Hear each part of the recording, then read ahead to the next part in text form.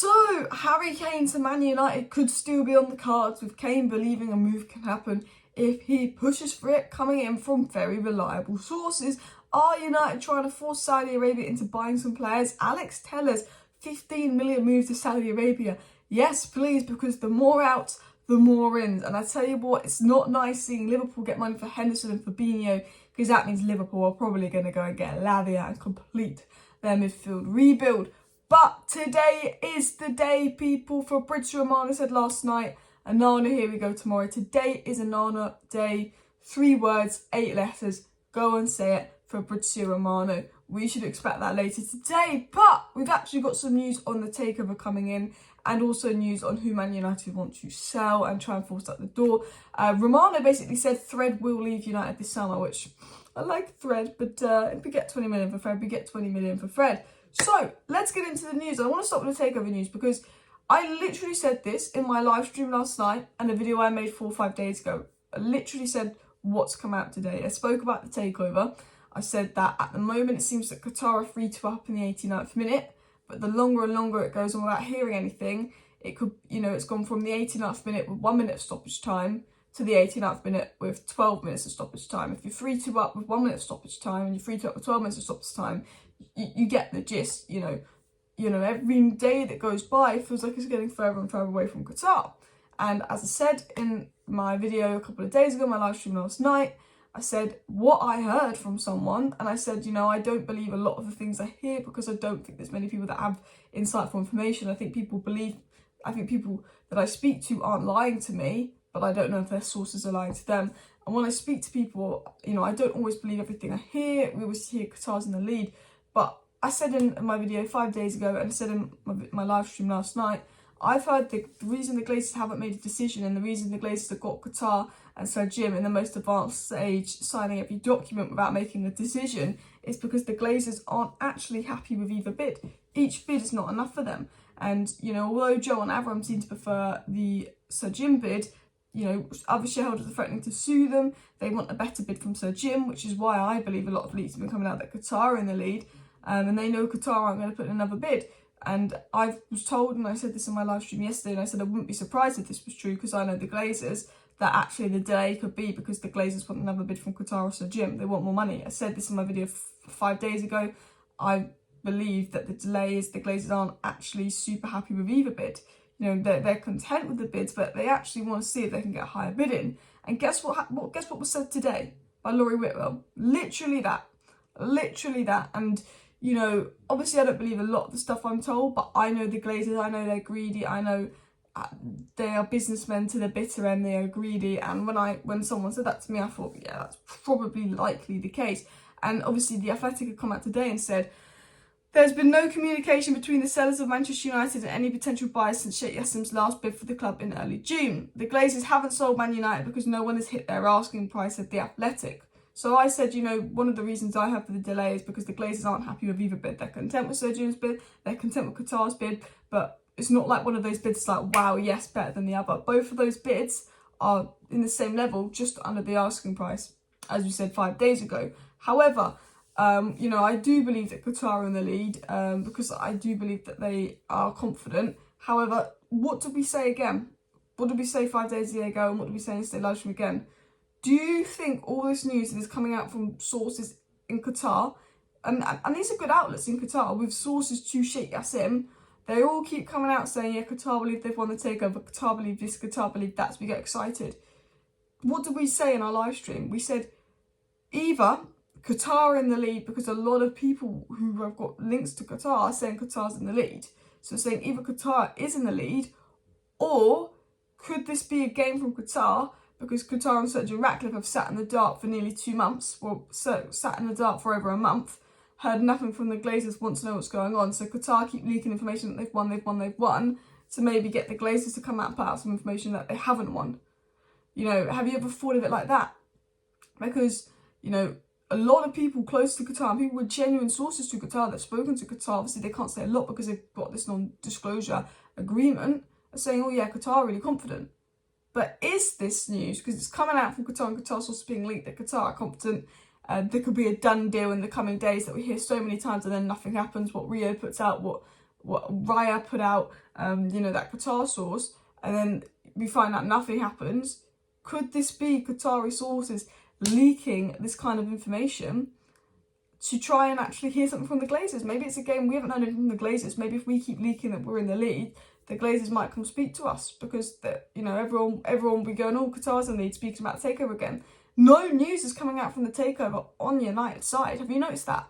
In the last month, nothing's coming out by United's journalists. Every bit of information on the takeover that's come out was Reuters or Bloomberg or these Qatari sources, because all the information that's coming out on the takeover is being leaked by Qatari or gym sources out of frustration, not Glazer sources, because the Glazers are trying to keep it quiet. The Glazers are trying to use the transfer window to get people to forget about the takeover and forget about the fact they haven't made a decision, and forget about the fact that they're delaying the takeover to see if they can get more money. So because nothing's come out on the takeover, anytime there is news that comes out on the takeover, it's come from probably someone from Sir Jim or Sheikh Yassim's camp, because I think they may be using a lot of these stories as a negotiation tactic to be like, you know what, right, we need some clarity from the Glazers, what is going on.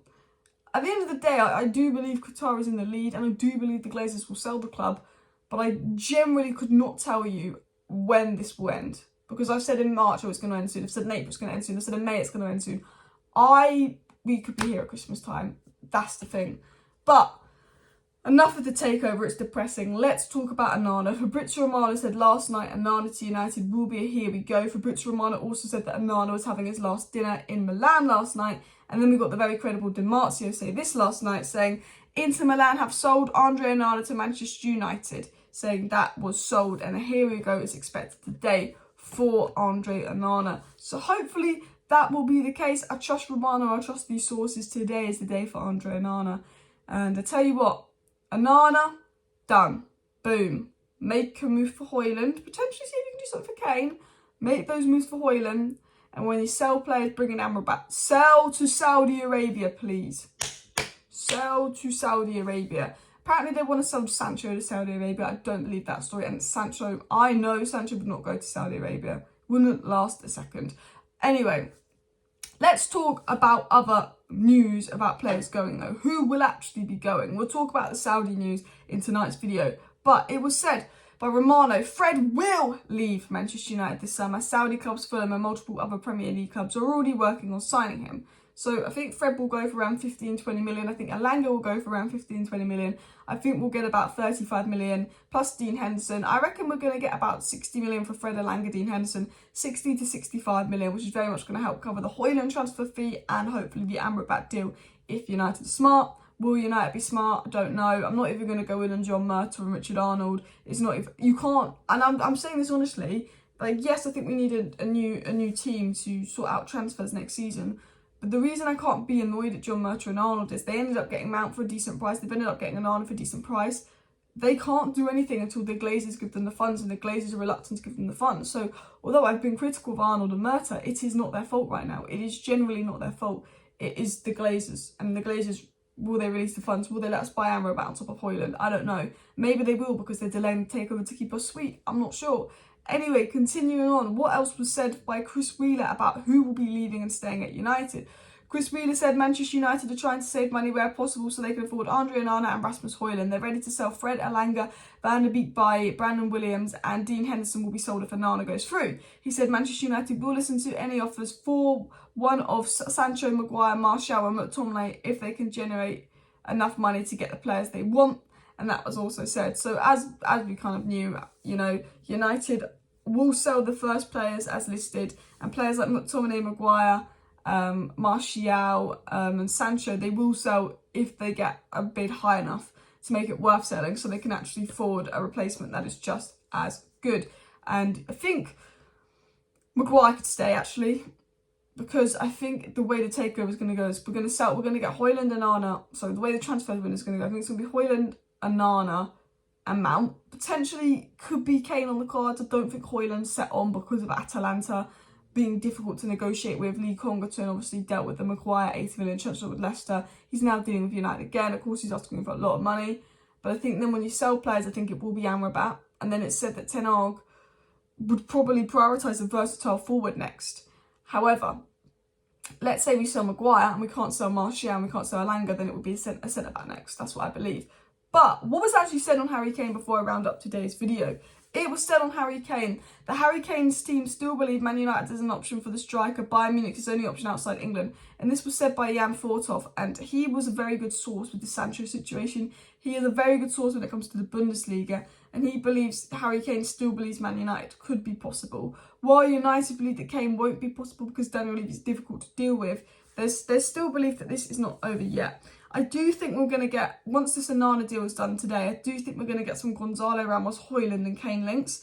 And the only thing is, I know United are in for Højlund. We know that United are in negotiations for Højlund because United sources pretty much said they've basically been told by Daniel Levy not a chance unless they want to pay like 150 million, which is crazy for a 30-year-old when he left on his contract. So the only thing that worries me is, and I think Jan's a fantastic journalist and I don't think he would put out this stuff, is I do think United sources are going to leak information in the coming weeks that we're in for Kane and we're in for Gonzalo Ramos as a negotiation tactic for Højlund. And so it's going to be difficult to know if we are stepping away from Højlund and pursuing someone else or not. If Romano says it, then we are. Because Romano doesn't put out information that United have asked him to put him out. Romano actually puts out what's going on, whereas a lot of good sources obviously get briefed by United, so they have to put out the information United tell them to put out. So it'll be interesting to see. But anyway, guys, Onana Here We Go expected this afternoon, so please do smash that like button, subscribe down below if you're new. Thank you for watching. See you next time, and bye.